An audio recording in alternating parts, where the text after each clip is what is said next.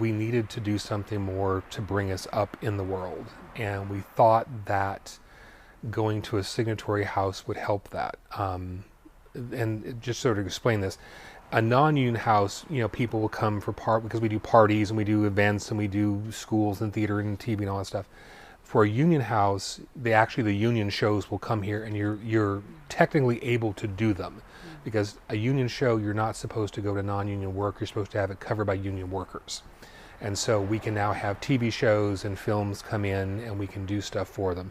Not that they couldn't rent from us before, but now we can actually build stuff for them. They can rent space here and work out of this. And it just gives us a different type of client, an additional type of clientele that comes in, different than some of what we had before, but just an additional revenue flow.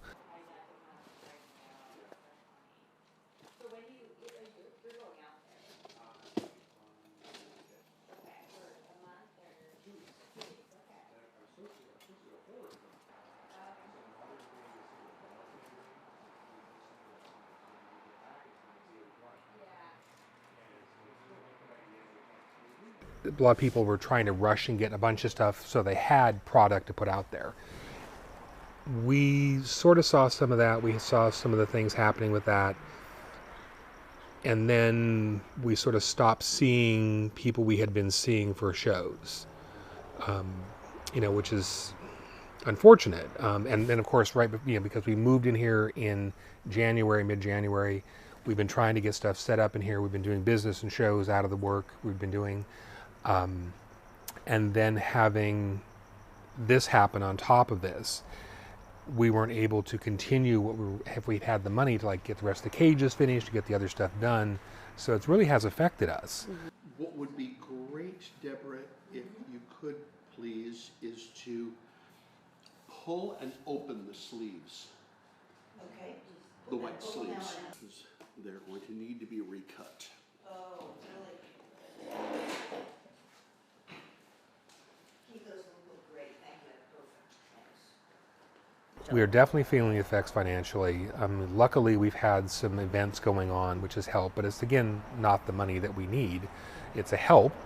I'm going off to Illinois to do a musical because theater's still happening.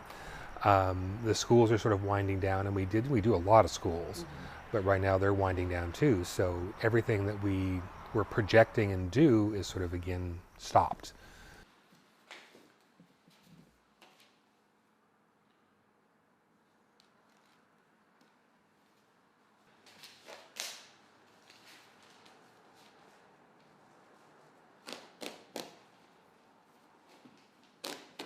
The minute the strike happened, I started panicking personally, because that's just me.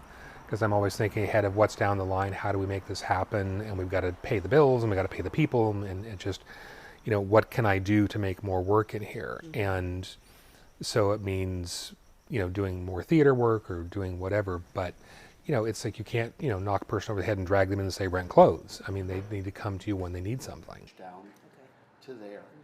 Overlock those two edges together. Okay. If you want, you could even press under 1.5 inches on this. Sure. Let me pull one more smaller size. I'm afraid the guy who's a 30. Oh, look.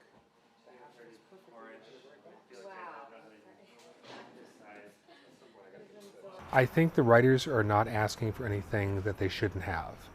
I think that any time that the below the line people are saying we need to be recognized for what we do, we need to be, and we stand with them, and they're not asking for anything more than being able to live.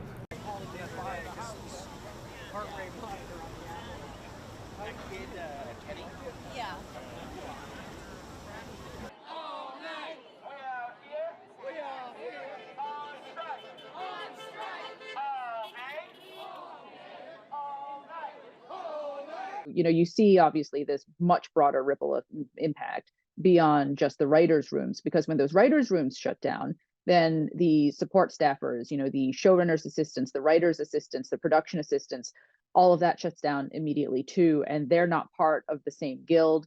You know, when you have one day of production that shuts down, which is the, you know, that's what people who are out picketing are aiming to do, to shut down productions, to you know, have that level of disruption.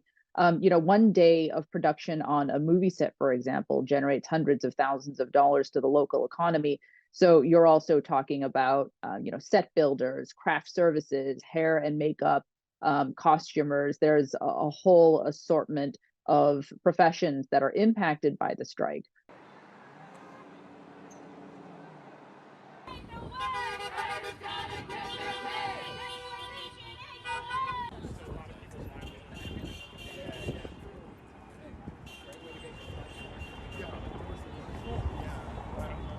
A lot of the people that I've spoken to, you know, the support staffers who are now out of a job because they're not in writers' rooms anymore, they're broadly supportive of the strike as well.